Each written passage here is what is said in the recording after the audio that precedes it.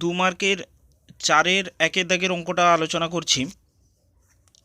এর আগে তোমাদের 2 মার্কের কিছু কিছু অঙ্ক নিয়ে আলোচনা করেছিলাম। এবার শর্ট কোশ্চেনগুলো আলোচনা করে দিচ্ছি। 2 মার্কের শর্ট কোশ্চেনগুলো প্রশ্ন তোমাদের দেখো এখানে বলেছে কোশ্চেন, মানে তোমাদের টেক্সট বই যে এতে আছে তাতে কোশ্চেনটা পড়ে দেখো যে প্রদত্ত সমতলগুলির কার্তেশীয় সমীকরণ আকারে সমীকরণ নির্ণয় করো, মানে সমীকরণটা কার্তেশীয় আকারে প্রকাশ করতে বলছে। এটা যে দেখতে পাচ্ছ এটা হচ্ছে ভেক্টর সমীকরণ দেওয়া আছে। তাহলে এর আগে তোমরা ভেক্টর সমীকরণ, দু রকমের ভেক্টর সমীকরণ দেখে এসছো। N vector R vector dot N vector equals to A বা ডি দেখতে পেয়েছো। এটা একটা সমীকরণ। এখান থেকে ডাইরেক্ট কার্তেশীয় করাটা খুব ইজি হয়। কার্তেশীয় যে সমীকরণ হচ্ছে সেটা হচ্ছে X plus B Y plus C Z equals to D. এটা করাটা খুব সহজ হয়। এই জন্য একে আগে তোমাদেরকে এই যে আর ভেক্টর ডট এন ভেক্টর এ আকারে বা ডি আকারে নিয়ে যাওয়া যেতে গেলে কয়েকটা পদ্ধতি অবলম্বন করতে হবে। এছাড়াও তোমাদের 3খানা সমতলের কথা বলেছিলাম। এটা হচ্ছে আরও একটা সমতলের সমীকরণ। এই যে দেখতে পাচ্ছ এটা হচ্ছে আরও একটা সমতলের সমীকরণ, হচ্ছে এটা ভেক্টর সমীকরণ। এবার আমি তোমাদের বলেছিলাম যে একটা সমতল গঠন করতে গেলে 2খানা দিক অনুপাত চাই আর একটা বিন্দু চাই। এটা বিন্দুকে নির্দেশ করছে, এটা বিন্দু। আর এই যে দুটো দেখতে পাচ্ছ এইটা আর এইটা, এই যে দুটো, তাহলে এটা হচ্ছে দিক অনুপাতকে নির্দেশ করছে। এই দুটো দিক অনুপাতকে নির্দেশ করছে। তাহলে দিক অনুপাত যেহেতু নির্দেশ করছে তাহলে এইকে বি আর একটাকে বি একটাকে সি ধরে নাও, দিয়ে ক্রস প্রোডাক্ট বের করো। ক্রস প্রোডাক্ট পেলে কি হয়, কারণ একটা সমতলের উপরে আমি যদি সমতল একটা ধরি এরকম, তাহলে তার দিক অনুপাতগুলো এইভাবে দুটো দিক অনুপাত বের করলে এদের ক্রস প্রোডাক্ট বের করলে কি হয়, ক্রস প্রোডাক্ট বের করলে এদের অভিমুখে লম্বাভিমুখে একটা অভিমুখ পেয়ে যাওয়া যায়। এই যে এই দুটো যে দিক অনুপাত হচ্ছে না, সেটাকে এই অ্যারো সাইন দিয়ে প্রকাশ করেছি, বুঝলে তো? অ্যারো সাইন দিয়ে প্রকাশ করেছি। এই অ্যারো সাইন দিয়ে প্রকাশ করা যে দেখতে পাচ্ছ এটা তার দিককে নির্দেশ করছে, এটাও আর এটা তার দিককে নির্দেশ করছে। এটা যেরকম এটা সেরকম এই দুটো দিককে নির্দেশ করছে। আর এটা হচ্ছে এই যে আমি ধরো দেখাই, এই যে অভিমুখ, এই দুটো তার অভিমুখকে নির্দেশ করছে। এই অভিমুখ সরলরেখার অভিমুখকে নির্দেশ করছে। এবার এদের ক্রস প্রোডাক্টটা উপরের দিকটা সমতলের অভিমুখটাকে নির্দেশ করছে। আর তোমরা তো জানো সমতল মানেই স্কেলার রাশি। সমতলের ক্ষেত্রে তোমরা অভিমুখ যদিও থাকে কিন্তু এটা তবুও একটা স্কেলার রাশি হিসেবে ব্যবহার হচ্ছে। এটা তোমাদের আগেই আমি বলেছিলাম। এখানে অভিমুখটা আমরা বের করে নিলাম, যাকে আমরা তোমাদেরকে বারবার বলছি যে এন ভেক্টর, ওইটা অ্যাকচুয়ালি হচ্ছে বি ভেক্টর আর সি ভেক্টরের ক্রস প্রোডাক্ট। বি ভেক্টর আর সি ভেক্টরের ক্রস প্রোডাক্ট বের করলে এবার সেখান থেকে এন ক্যাপ বের করলে আমাদের অ্যাকচুয়ালি কোথায় পৌঁছাতে হবে, পৌঁছাতে হবে R vector dot N cap equals to ডিতে পৌঁছাতে হবে, আমাদের এখানেই পৌঁছাতে হবে। তাহলে এর জন্য আমাদের চাই এন ক্যাপ। এন ক্যাপ মানে হচ্ছে এই যে সমতল, আমি তোমাদেরকে সমতল বললাম, সেই সমতলের অভিমুখে একক ভেক্টর। এটা যদি সমতল হয় তাহলে এই সমতলের অভিমুখে একক ভেক্টর। এই যে সমতল যদি এটা তার অভিমুখ দুটো তলের উপর অবস্থান করে তাহলে তার অভিমুখ এই দিকে অবস্থান করবে, সমতলের বরাবর তার অভিমুখকে নির্দেশ করবে। এটা তার সমতলের অভিমুখকে নির্দেশ করবে। এন ক্যাপটা হবে এটা হবে এন ক্যাপ। বুঝতে পেরেছ? তাহলে এইভাবে তোমরা দেখতে পাচ্ছ যে এন ক্যাপের মানটা আমরা বের করলাম। এন ক্যাপের মানটা বের করানোর পর সেটাকে অবশ্যই ডট প্রোডাক্ট করে দিতে হবে কার সঙ্গে, এই যে অ্যাকচুয়াল যে সমীকরণ, এই যে সমীকরণটা আমি ধরেছি এর সঙ্গে ডট করে নিতে হবে, তাই না? কারণ এটা ডট করলে কি সুবিধা হয়, তোমরা ভেক্টর যারা করে নিয়েছো তারা বুঝতে পারবে যে বি ক্রস সি করা মানে এই দুটো পার্ট থাকবে না, শুধুমাত্র এন ভেক্টরটা এদিকে এর সঙ্গে গুণ হবে আর এর সঙ্গে গুণ হিসাবে থাকবে। তাহলে তোমরা এদিক থেকে দেখো যে এখানে আমি লিখেছি আর ভেক্টর ডট, এই যে বক্সটা তোমরা দেখতে পাচ্ছ, এই যে দেখতে পাচ্ছ আর ভেক্টর ডট এন ক্যাপ মানে ওই সমতলের অভিমুখ দিয়ে লব হরে গুণ করেছি, তাই তো। এবার এন ক্যাপের মানটা আমরা বসিয়ে দিয়েছি, এন ক্যাপের মান বসিয়ে দেওয়ার সঙ্গে সঙ্গে সমতলেরও সমীকরণটা আমরা পেয়ে গেছি। এখানে সমতলের ভেক্টর সমীকরণটা পেয়ে গেলে, এই সমীকরণটা যদি পেয়ে যাও তাহলে তো হয়েই গেল, তোমরা কার্তেশীয় সমীকরণও ইজিলি পেয়ে যাবে। সুতরাং এই অঙ্কের মতোই 5-এর দাগের অঙ্কটা নন প্যারামেট্রিক ফর্মে যে দেওয়া আছে, এই 5-এর 2-এর দাগের অঙ্কটাও একই রকমভাবে হবে। 5-এর দাগের যে দুখানা অঙ্ক আছে এগুলো আসবে, কিন্তু এটা সমতল তোমরা খুব ভালো করে করবে, ভেক্টরের একটা অঙ্ক আসতে পারে তোমাদের, এটা মনে রাখবে। ভেক্টর তোমাদের পড়বেই, ভেক্টর দিয়ে তোমাদের যে অ্যাকচুয়াল ভেক্টর তো নেই, কিন্তু এখানে সমতলের আর সরলরেখার মধ্যে যে ভেক্টর আছে ওই টাইপের অঙ্কগুলো তোমাদের ওই জায়গায় দিয়ে দিতে পারে। সুতরাং এই ভাবার কিছু নেই যে ভেক্টর বাদ মানে ওই জায়গাটা ফাঁকা থাকবে বা অন্য কোনো টাইপের অঙ্ক আসবে, এটা ভাবার কিছু নেই। এখানে তোমাদের যেহেতু এগুলোর সঙ্গে ভেক্টর জুড়ে আছে, সুতরাং এই টাইপের অঙ্ক আসলেও আসতে পারে 5-এর। তাহলে এখানে থেকে বুঝতে পারলে যে 4-এর দাগের যে অঙ্কগুলো যেভাবে করা হয়েছে 5-এর দাগের অঙ্কও ওইভাবে হবে। এবার আসি 6-এর দাগের অঙ্কে। দেখো একই মেথডে করেছি, সুতরাং এটা ভাবার কিছু নেই যে আলাদা কিছু হবে। এবার বলেছে 6 দাগের অঙ্কে দেখো, তোমরা কোশ্চেনটা একটু প্রশ্ন থেকে মানে তোমাদের বই থেকে একটু পড়ে দেখো, তাহলে বুঝতে পারবে যে 3খানা বিন্দু দেওয়া আছে, 3i cap 4j cap 2k cap 2i cap -2j cap -k cap বিন্দুগামী সমতলে ভেক্টর সমীকরণ নির্ণয় করতে বলছে। এবার কার্তেশীয় থেকেও ভেক্টর যেতে পারো। আমরা তো জানি যে 3টি বিন্দুগামী সমতলের সমীকরণ আমরা শিখেছি,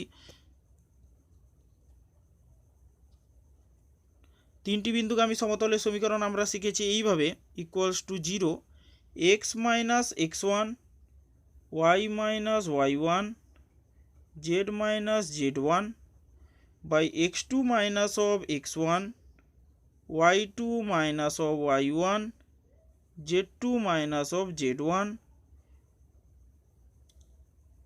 তারপর x3 - of x1 y3 - of y1 z3 - of z1। এটা তোমরা জেনে এসছো 3টি বিন্দুগামী সমতলের সমীকরণ। ঠিক সেইটাই আমি এখানে কাজে লাগিয়েছি এই 6 দাগের অঙ্কের ক্ষেত্রে, যে সমতলের সমীকরণ কিভাবে হবে সেটা আমি এখানে দেখিয়েছি। তোমরা অ্যাকচুয়ালি এটা কার্তেশীয় সমীকরণ এসছে, কার্তেশীয় থাকলে সুবিধা কী বলো তো, ভেক্টরে যেতে তাড়াতাড়ি সুবিধা হয়। 6 দাগের অঙ্কে তোমাদের ভেক্টর সমীকরণ চেয়েছে, সুতরাং এখানে ভেক্টর সমীকরণটা হয়তো করতে ভুলে গেছি, তোমরা একটু ভেক্টর সমীকরণটা একটু দেখে নাও কিভাবে হবে। এখানে লাস্টে এসছে কি,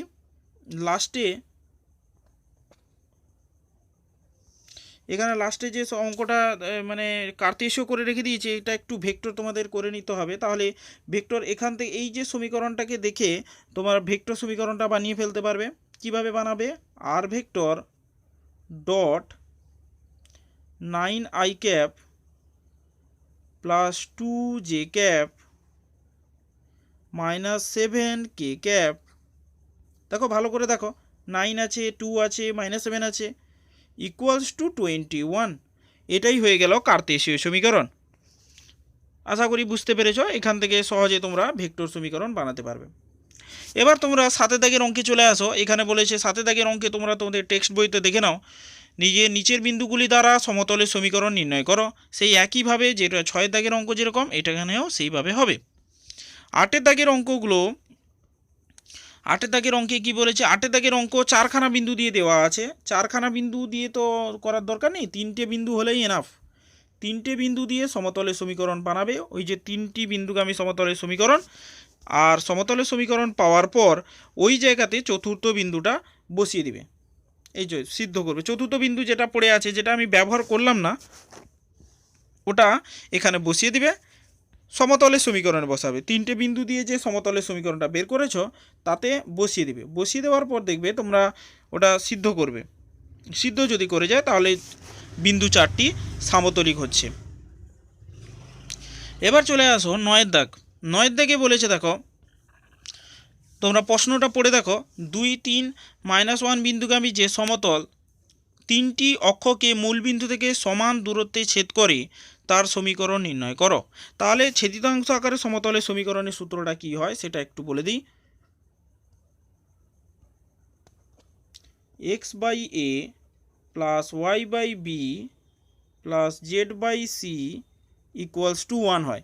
ছেদিতাংশ আকারে সমতলের সমীকরণ হয় x/a plus y/b plus z/c equals to 1। এবার এখানে বলেছে যে 3টি অক্ষকে সমান দূরত্বে ছেদ করে। তার মানে 3টা অক্ষ মানে কি সেটা আমি বলে দিই। 3টা অক্ষ, x অক্ষ, y অক্ষ, z অক্ষ। আচ্ছা হোক, এটা হয়ে গেল x অক্ষ, y অক্ষ, আর এটা হচ্ছে z অক্ষ। এবার এই 3টে অক্ষকে সমান দৈর্ঘ্যে ছেদ করেছে, মানে এখানে একটা তল এঁকে দাও। তাহলে 3টে অক্ষকে এখানেও এ দৈর্ঘ্যে, এখানেও এ দৈর্ঘ্যে, এখানেও এ দৈর্ঘ্যে ছেদ করেছে। তাহলে 3টে অক্ষকে সমান দৈর্ঘ্যে ছেদ করেছে। তাহলে সেই সমীকরণটা আমি এখানে ধরে নিয়েছি। এবার দৈর্ঘ্য যেহেতু একই, তাহলে সমীকরণটা ধরতেও অসুবিধা কিছু নেই। এবার অ্যাকচুয়ালি এখানে বলেছে 2, 3 বিন্দু ওই সমতলের পর অবস্থিত। তাহলে ওই সমতলের বিন্দুটি ওই সমতলের পর বসিয়ে দাও, দিয়ে এর মানটা পেয়ে যাচ্ছ। এই যে এর মানটা এখান থেকে অটোমেটিক পেয়ে যাচ্ছ, পেয়ে যাওয়ার পর অঙ্কটা হয়ে যাচ্ছে। আচ্ছা, 10 দাগের অঙ্কে, 10 দাগের অঙ্কটা বলছে, আমি প্রশ্নটা তোমাদের পড়ে শোনাচ্ছি। যে দুটো সমতল দেওয়া আছে, সমতল পরস্পরের পর লম্ব হলে কে এর মান নির্ণয় করতে বলছি। এবার লম্ব হওয়ার শর্ত তোমরা সরলরেখার ক্ষেত্রে শিখে এসছো, a1 into a2 plus b1 into b2 plus c1 into c2 equals to 0। এটা তোমরা পড়ে এসছো। তাহলে এখানেও সেই একই ক্রাইটেরিয়া কাজে লাগবে। আর এই অঙ্কটা খুবই ইম্পর্টেন্ট অঙ্ক, তার কারণ হচ্ছে এটা তোমাদের ক্লাস 12-এর 2 মার্কের অঙ্কে প্রচুর আসে। তাহলে আমি এখানে শর্তটা লিখেছি, দেখো তোমরা, a1 a2 plus b1 b2 plus c1 c2 equals to 0। এখানে তোমরা ওই যে সহগগুলো ছিল এক্স ওয়াই জেডের যে সহগগুলো ছিল এখানে বসিয়ে দাও, বসিয়ে কে এর মানটা পেয়ে যাবে। সুতরাং এটা খুব সহজ অঙ্ক ছিল। এবার চলে আসছি 11 দাগের অঙ্কে। 11 দাগের অঙ্কে বলেছে, কোনো সমতলে এক্স ওয়াই জেড অক্ষকে যথাক্রমে এলিমেন্ট বিন্দুতে ছেদ করে ডেল্টা এলিমেন্ট ত্রিভুজের ভরকেন্দ্র 1, -2, 3 হয়, তবে সমতলের সমীকরণ নির্ণয় করো। আচ্ছা, এখানে ছবিটা তোমাদের দেখিয়েছি, আগে ছবিটার ব্যাপারে ভালো করে দেখো। এখানে একটা সমতল আছে এ বি সি, একটা সমতল দেওয়া আছে, সমতলের সমীকরণ দেওয়া আছে। সমতল অবশ্যই সেটাকে ছেদিতাংশ আকারে ধরবে। এই যে আমি ছেদিতাংশ আকারে ধরেছি, যেটা খুব বেনিফিট দেয়, তোমরা জানো অবশ্যই। সমতলের সমীকরণের ক্ষেত্রে x/a plus y/b plus z/c সমতলের সমীকরণটা দিলে খুব ইজিলি অঙ্কটা করা যায়। এবার এখানে হচ্ছে কি, এ বি সি বিন্দুতে ছেদ করেছে। এবার 3টের স্থানাঙ্ক আমরা এ বিন্দু, বি বিন্দু ও সি বিন্দুর স্থানাঙ্ক আমরা পেয়ে গেলাম। এবার স্থানাঙ্ক পেয়ে যাওয়ার সঙ্গে সঙ্গে তাদের এবার ভরকেন্দ্রের যে স্থানাঙ্ক তোমরা দেখতে পাচ্ছ, ভরকেন্দ্রের সমীকরণটা তাহলে কি আসবে, x/a আসছে।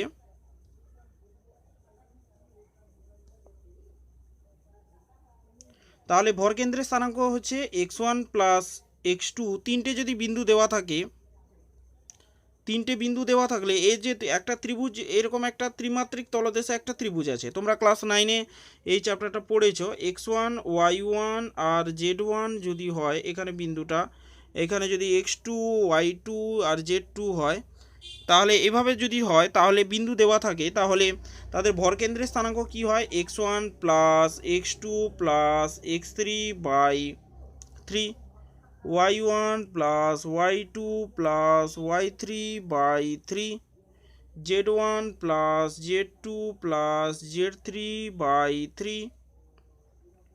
তাহলে এটা ছিল ভরকেন্দ্রের স্থানাঙ্কের সূত্র। তাহলে এখানে দেখতে পাচ্ছ 3টে করে বিন্দু আছে। তাহলে এখানে ভরকেন্দ্রের স্থানাঙ্ক তাহলে লিখেছি, দেখো, এবিসি এর ভরকেন্দ্রের স্থানাঙ্ক a/3 b/3 c/3। এবার a/3 তাহলে কি হবে, ভরকেন্দ্রের স্থানাঙ্ক তোমাদের প্রোভাইড করেছে প্রশ্নে, a/3 সমান 1।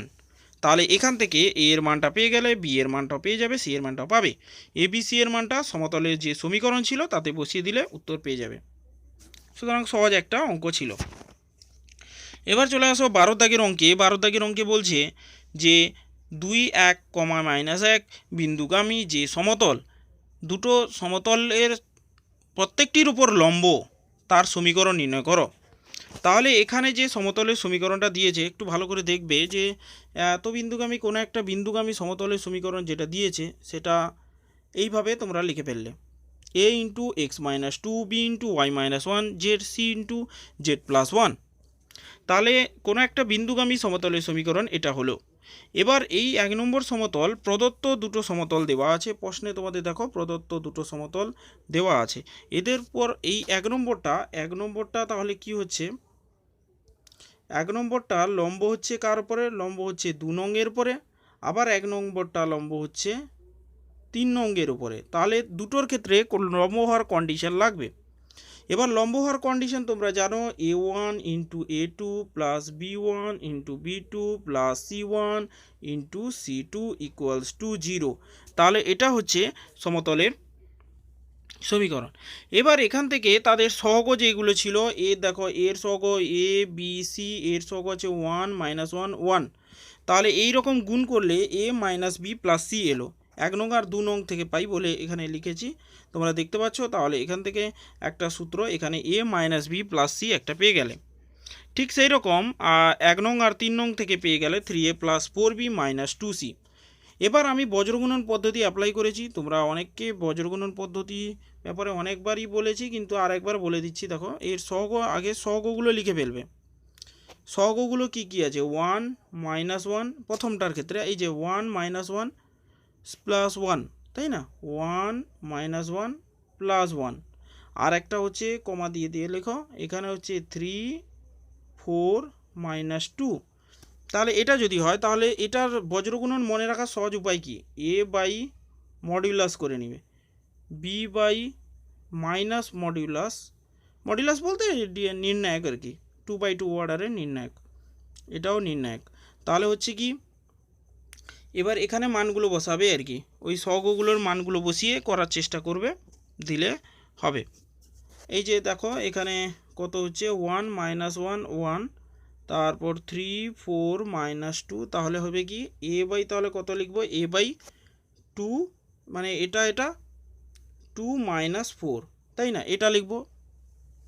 তারপর 2 -4 আরও একটা লেখার পদ্ধতিটা বলে দিই, 1 -1 1 3 4 -2।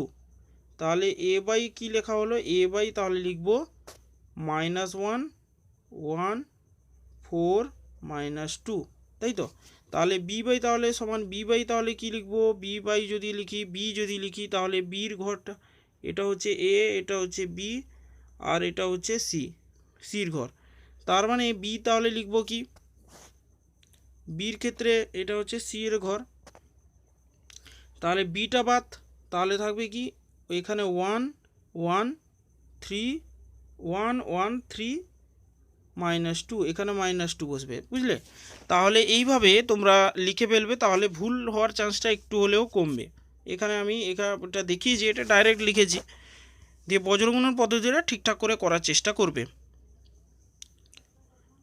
দিয়ে এবিসি এর মানটা পেয়েছি, এখানে এবিসি এর মানটা নিয়ে ওই অরিজিনাল প্রথম সমীকরণে বসিয়ে দিবে, বসিয়ে দিলেই উত্তর চলে আসবে। এবার চলে আসছি 13 দাগের অঙ্কে। 13 দাগের অঙ্কে তোমাদের বলছে যে দেখাও যে এত বিন্দুগামী যে সমতল, এত সমতলের সমান্তরাল তার সমীকরণ। সমতলের সমান্তরাল হলে একটা ব্যাপার দেখবে, দিক অনুপাতগুলো চেঞ্জ হয় না সাধারণত। এই যে সমতল যেটা দেওয়া আছে, এই সমতলের সমান্তরাল সমতল কি হচ্ছে, সেই একই, এখানে যে যে রাশিমালাগুলো আছে এখানেও ওই রাশিমালাগুলো থাকবে, শুধু পার্থক্য হবে কি, 0 ছিল এখানে সি হয়ে যাবে, জানা নেই তো, তাই সি হবে। এবার এই 1 2 3 বিন্দুটা এখানে বসিয়ে দিবে, এই সমতলের সমীকরণে বসিয়ে দিবে, আননোন সমীকরণে বসিয়ে দিবে, দিয়ে সি এর মানটা বের করে ফেলবে। সি এর মানটা বেরিয়ে গেলেই উত্তর হয়ে যাচ্ছে। সুতরাং এটা খুবই সহজ অঙ্ক ছিল তোমাদের জন্য। এরপর 14 দাগের অঙ্কটা তোমরা নিজেরা করার চেষ্টা করবে, সহজ অঙ্ক আছে। আমি 15 দাগের অঙ্কটা এখানে করা আছে, যেহেতু এখানে 15 দাগের অঙ্কর ব্যাপারে একটু বলে দিই। যে সমতলের সমীকরণ দেওয়া আছে 2x + 4y + 5z equals to 6, সমতলের সমান্তরাল যে সমতল XYZ অক্ষকে জেড অক্ষের উপর ছেদিতাংশের সমষ্টি 19 একক, তার সমীকরণ নির্ণয় করো। তাহলে এর সমীকরণের সমান্তরাল সমীকরণ বলেছে। এই যে সমতলটা তোমরা দেখতে পাচ্ছ, এর সমতলের সমান্তরাল মানে হচ্ছে এ পুরো রাশিমালাটা একই থাকবে, শুধুমাত্র এখানে ধ্রুবক হয়ে যাবে। সুতরাং এখান থেকে আমরা ছেদিতাংশ আকারে সাজিয়ে ফেললাম তাকে, যেহেতু ছেদিতাংশ মানে কি একটা x/a + y/b + z/c = 1 হয়। তাহলে এইরকম সমীকরণের ক্ষেত্রে a + b + c বলেছে যে ছেদিতাংশগুলোর যে ছেদিতাংশগুলোর সমষ্টি হচ্ছে 19। এবার সেই শর্ত অনুযায়ী একে আমাকে ছেদিতাংশ আকারে এই প্লেনের যে সমীকরণটা দেওয়া আছে তাকে ছেদিতাংশ আকারে সাজিয়ে ফেলতে হবে। সাজিয়ে ফেলে তাকে শর্তানুযায়ী সমীকরণের আকারে লিখে ফেললে এটা কে এর মানটা তোমরা পেয়ে যাচ্ছ। দিয়ে কে এর মানটা পেয়ে গিয়ে ওটা অরিজিনাল সমীকরণে বসিয়ে দিলে তোমরা অ্যাকচুয়াল রেজাল্টটা পেয়ে যাবে। এরপর পরবর্তী আমরা যে অঙ্কে আসছি, 4 মার্কের যে অঙ্কগুলো ছিল তাতে চলে আসছি। সমতলের প্রত্যেকটা অঙ্কই তোমাদের প্রায় মনোযোগ সহকারে করতে হবে। এখানে খুব ভালো ভালো অঙ্ক দেওয়াও আছে, বইটা করে ফেললে আর বইয়ের উদাহরণ করে ফেললেও অনেকগুলো অ্যান্সার দিতে পারবে। অবশ্যই সেটা বুঝে বুঝে করবে।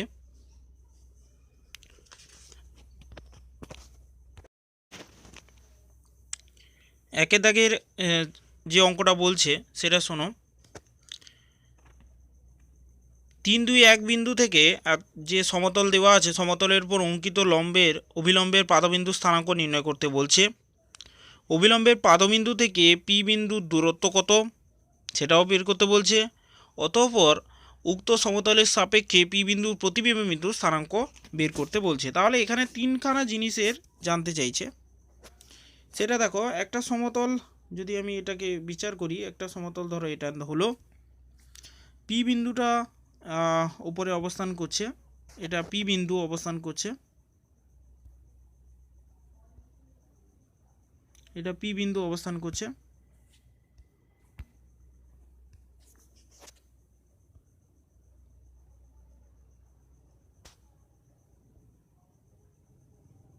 পি বিন্দুটা এখানে অবস্থান করছে, আর এটার পর তার লম্ব, এবার প্রতিবিম্বটা তার নিচে, ঠিক নিচে দিকে তার প্রতিবিম্বটা আছে।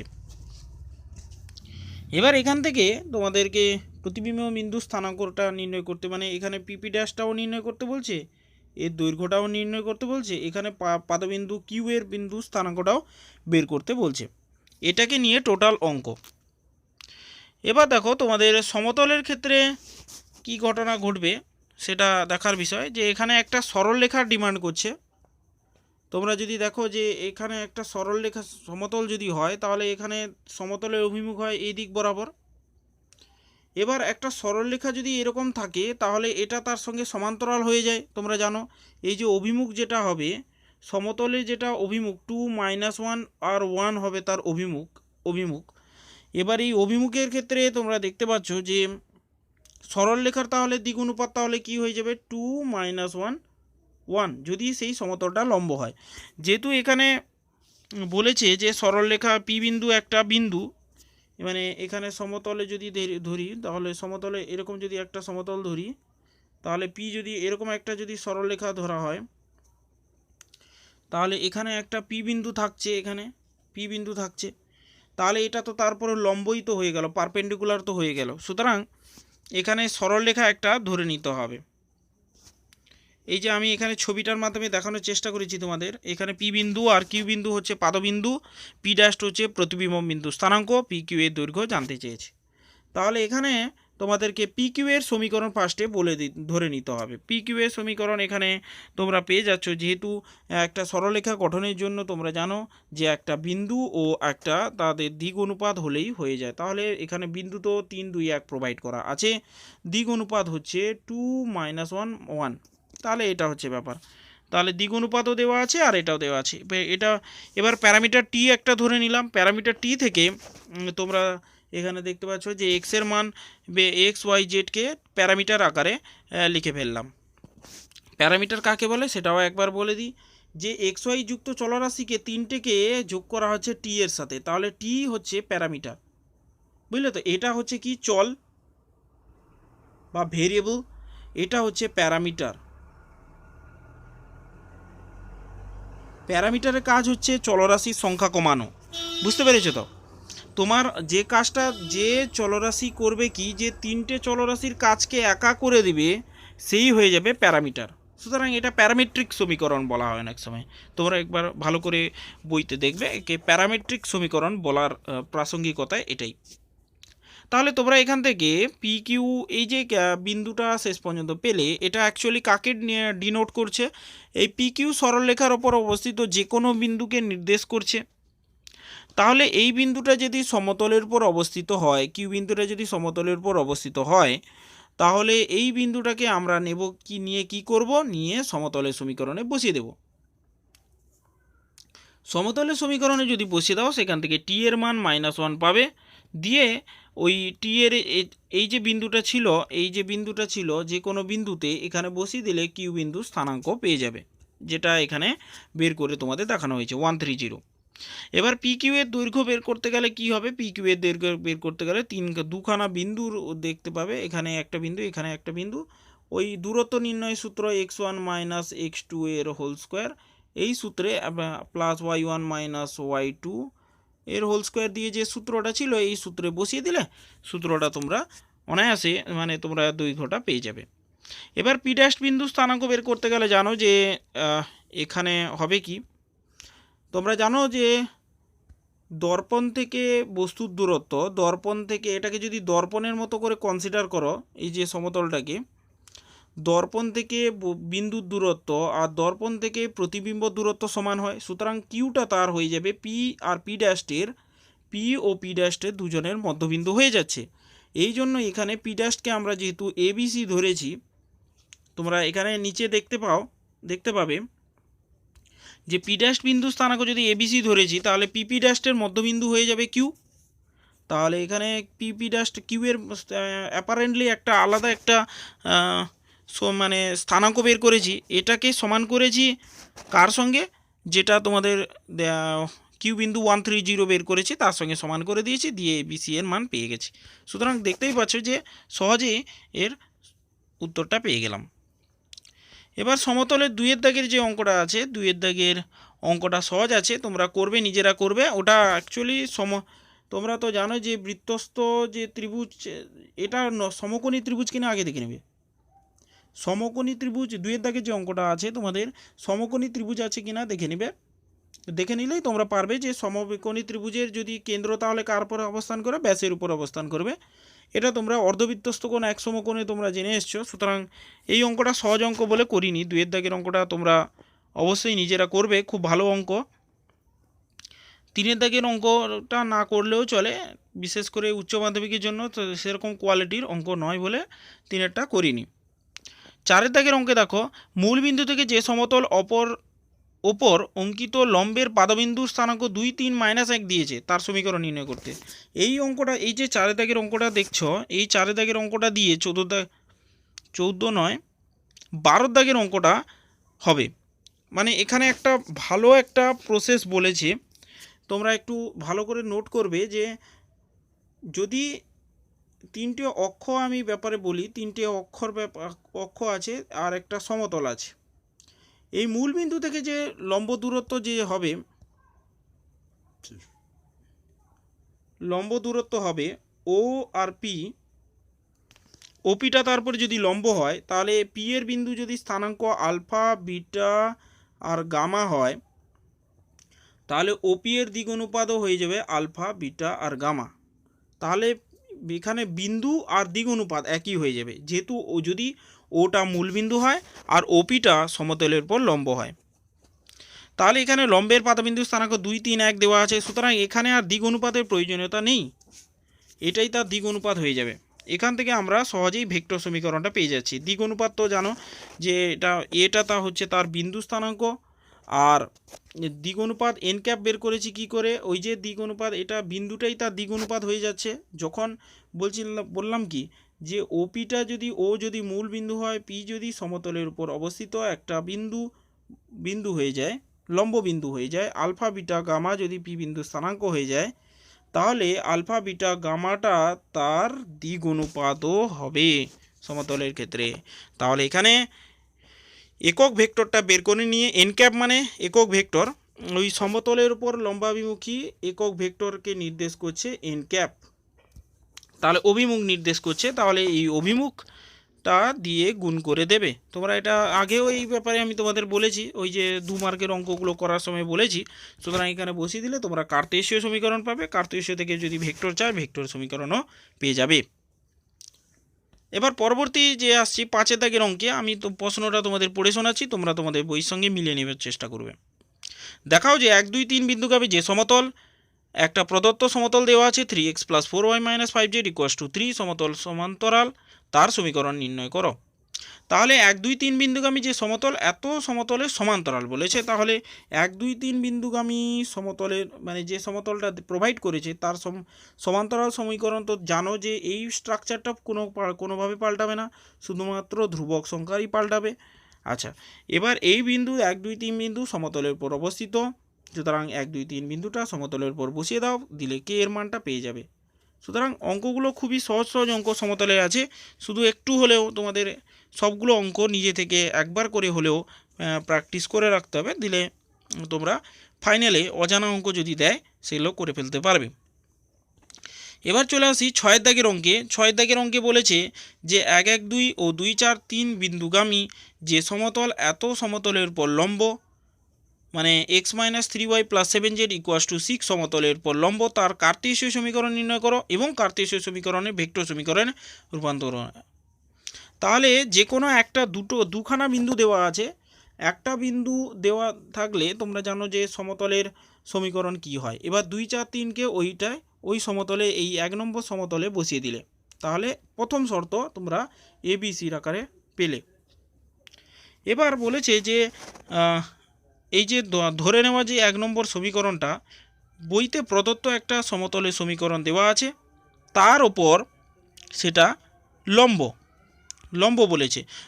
বলেছে মানে লম্ব বলার অর্থ হচ্ছে তার সঙ্গে ডট প্রোডাক্ট, মানে ওই যে সূত্র তোমাদের বলেছি A1 A2 + B1 B2 + C1 C2 = 0, এই সমীকরণে এই শর্ত অনুযায়ী যদি করে ফেলো, তাহলে এখানে আসছে কত, এখানে আসছে এর সঙ্গে, তাহলে আসছে এই সঙ্গে সমতলের সঙ্গে সমান্তর, মানে একটা সমীকরণ এলো 3 আর 4 নম্বর 3 নয় 2 আর 4 নম্বর সমীকরণে বজ্রগুণন করে ফেললে ABC এর মানটা পেয়ে যাবে তোমরা। ABC এর মানটা এবার অরিজিনাল প্রথম সমীকরণে বসিয়ে দিলে সমতলের সমীকরণ পেয়ে যাবে, সমতল থেকে ভেক্টর সমীকরণটা করতে পারবে।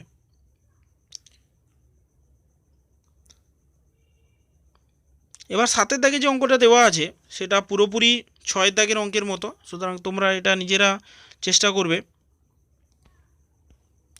8 দাগের অঙ্কটাই বলেছে, দেখো 8 দাগের অঙ্কটা দেখে নিই কী বলেছে। প্রমাণ করো -1 3 2 বিন্দুগামী যে সমতলটি, এত সমতল ও দুটো সমতল দেওয়া আছে তার উপর লম্ব। সুতরাং এই অঙ্কগুলো খুব সহজ অঙ্ক, তোমরা দেখতে পাচ্ছ যে একটা বিন্দু দেওয়া থাকলে সমতলের সমীকরণ কিভাবে ধরতে হয়। এবার যেহেতু এই 1 নম্বর সমতলটা লম্ব কার উপর হচ্ছে, 2 নং সমতলের উপর লম্ব হচ্ছে, তার মানে জানো শর্ত হচ্ছে A1 A2 + B1 B2 + C1 C2 = 0। একই কাহিনী সব জায়গায়, সবগুলো অঙ্কই একই কাহিনী আছে। সুতরাং এখান থেকে তোমরা পাচ্ছ কি 3 4 নম্বর আর 5 নম্বর সমীকরণ, দুখানা সমীকরণ তোমরা পেয়ে যাচ্ছ।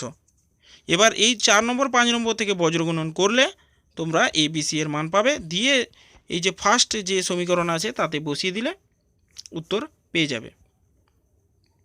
এই যে ABC এর মানটা বসিয়ে দিয়েছি, বসিয়ে সমতলের সমীকরণ পেয়েছি। সুতরাং এটা ঠিক করে করবে। আচ্ছা, 10 দাগের অঙ্কে যেটা আছে, 10 দাগের অঙ্কটা একটু হলেও তোমাদের কোশ্চেন ভুল আছে। তোমাদের নতুন বইতে যদি 4খানা বিন্দুর কথা এখানে বলা হয়েছে, যদিও বা এই অঙ্কটা করেছি, সুতরাং এই অঙ্কটা অন্যভাবে করার চেষ্টা করেছি, কিন্তু এই অঙ্কটা ভুল, এই অঙ্কটা তুলবে না তোমরা 10-এর দাগের অঙ্কটা। আমি আমার মতো করে চেষ্টা করেছি, কিন্তু এটা কোশ্চেনটা ভুল ছিল। পরবর্তীকালে আমি জানতে পেরেছি যে কোশ্চেনটা ভুল ছিল। সুতরাং 10-এর দাগের অঙ্কটা হবে 3খানা বিন্দু, এখানে টোটাল এখানে মূল বিন্দুগামী হতে হবে, বুঝতে পেরেছো তো? মূল বিন্দুগামী হলে এটা হয়ে যাবে। তোমাদের বইতে কারেকশন যদি থাকে 10-এর দাগের অঙ্কটা একটু ভুল আছে, আর এই অঙ্কটাও আমি যে করেছি এটা অন্যভাবে করা হয়ে গেছে। সুতরাং এই অঙ্কটা 10-এর দাগের অঙ্কটা তুলবে না তোমরা। এটা আমি পরে এটা করে দেবো তোমাদের, তোমরা যদি নিজেরা করে ফেলো তাহলে ঠিক আছে। ওটা করার আমি টেকনিক বলে দিচ্ছি। ওই 10-এর দাগের যে অঙ্কটা তোমরা হচ্ছে কোশ্চেনটা ঠিক করবে, মূল বিন্দুগামী হবে। 3খানা বিন্দু দেওয়া আছে দেখো, 2 - x 2 2। তোমাদের যদি নতুন বইতে কারেকশান করেছে তাহলে ঠিক আছে, কিন্তু অ্যাকচুয়ালি এটার কোশ্চেনটা হবে যে মূল বিন্দুগামী মানে ওকে 4টে বিন্দু দিতে হবে, না হলে হবে না।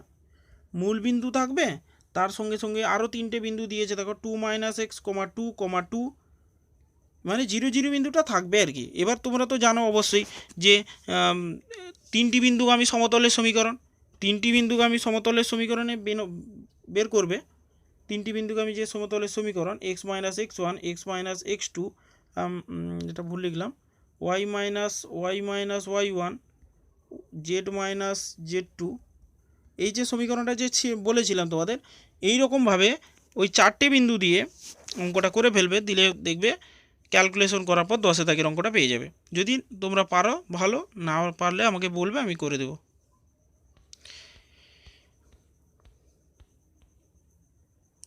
এবার চলে আসছি 12 দাগের অঙ্ক, খুব ফেমাস অঙ্ক 12 দাগ, যেটা তোমাদের ফাইনাল পরীক্ষায় প্রতি বছরই ইম্পর্টেন্ট থাকে কিন্তু আসে না কোনো মতে। এই অঙ্কটা তোমাদের অবশ্যই খুব গুরুত্ব সহকারে করতে হবে, কারণ তোমাদের যেহেতু এবছর ভেক্টর আসছে না, সুতরাং সমতল সরলরেখা থেকে ভেক্টরের জায়গাটা পূরণ করার জন্য কিছু কিছু অঙ্ক তুলে নিয়ে ওইখানটা দেবে। সুতরাং সমতলে 5 নম্বরের অঙ্কের জন্য এই অঙ্কগুলো খুব ভালো অঙ্ক। আমি তোমাদের বলেছিলাম যে একটা অঙ্ক কিছুক্ষণ আগেই এই অঙ্কটা ছিল, যে মূলবিন্দু আর অভিমুখ যদি একই হয়ে যায়, মূলবিন্দু আর পাদবিন্দু যদি একই হয়ে যায়, তাহলে তার অভিমুখটা হয়, এই যে পাদবিন্দু স্থানাঙ্ক যেটা দেওয়া আছে ওটাই তার অভিমুখ হয়ে যাবে, আলফা বিটা গামাটা তার অভিমুখ হয়ে যাবে।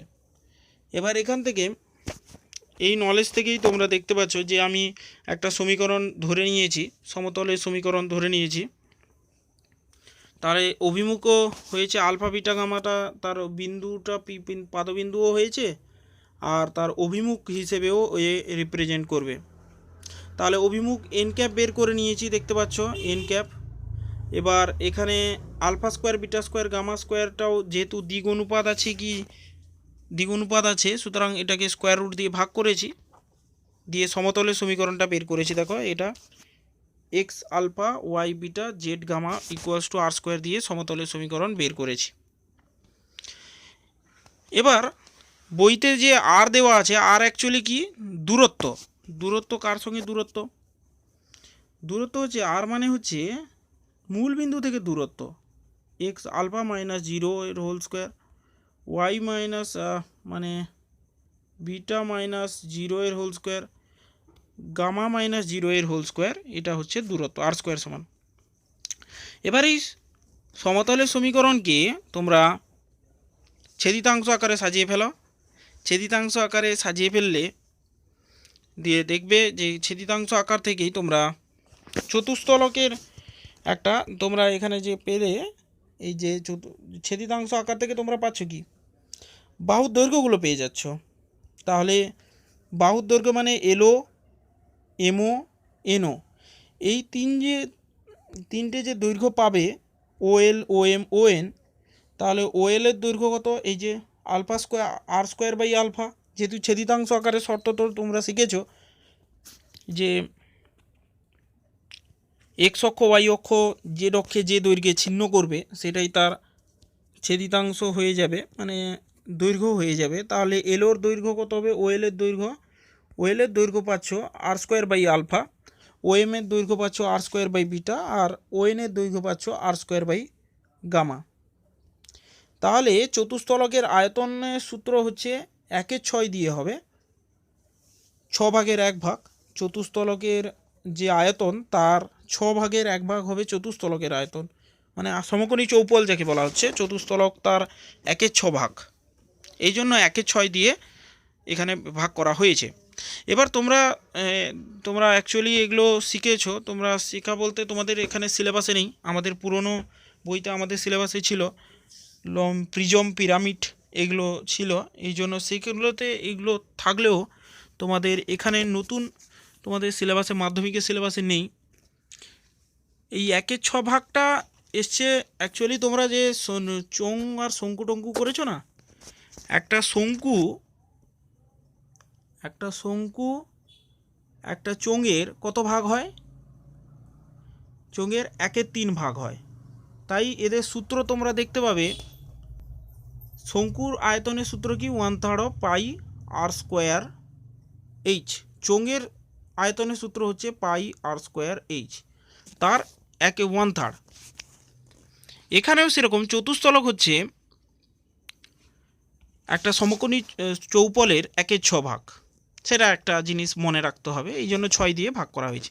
তাছাড়াও তোমরা যারা ভেক্টর করে রেখেছিলে তারা অবশ্যই জানো যে এটা ভেক্টরের ক্ষেত্রে, বক্স প্রোডাক্টের ক্ষেত্রেও এর আয়তন নির্ণয়ের ব্যাপারটা বলা ছিল।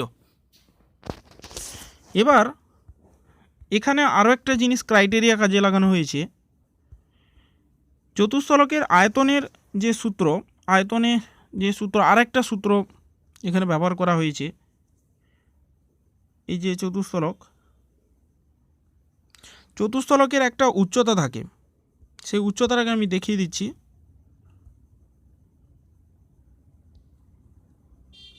উচ্চতা হচ্ছে এইটা। তাহলে চতুস্তলকের একটা উচ্চতা থাকে, এটা তার উচ্চতা হয়। আর ভূমি হচ্ছে LMN, এই যে LMN। আর শীর্ষবিন্দু হচ্ছে ওটা শীর্ষবিন্দু ধরেছি, আর একটা উচ্চতা থাকবে।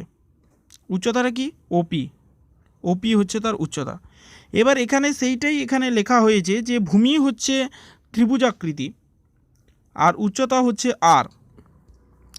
তাহলে এটা যে আয়তনটা বের করছি, এটা কার সঙ্গে সমান হবে? এই যে পূর্বে যে বের করানো হয়েছিল এর আয়তন, আর নতুন একটা আলাদা পদ্ধতিতে একটা আয়তন বের করানো হয়েছে। এবার এটা দুজন সমান হবে, দুজন পরস্পরকে সমান লেখা হলো, দিয়ে সেখান থেকে ডেল্টা এলিমেন্ট ত্রিভুজ বের করানো হয়েছে।